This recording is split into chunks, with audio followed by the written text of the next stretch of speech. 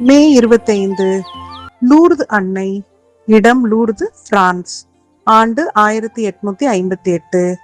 1858 பிப்ரவரி 11 முதல் ஜூலை 16 வரை 14 வயது பெர்னதத் சுருபி என்னும் ஏழை பெண்ணுக்கு மரியன்னை 18 முறை காட்சி அளித்தார்.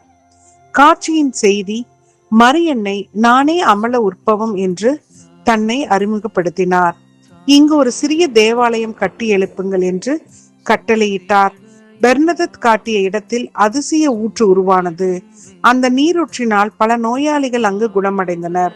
பாவிகளின் மனம் திரும்புதல், ஜெபம் மற்றும் பரிகாரத்துக்கு அன்னை அழைப்பு விடுத்தார். லூர்து அன்னையின் விழா நாள் பிப்ரவரி 11 அன்று கொண்டாடப்படுகிறது.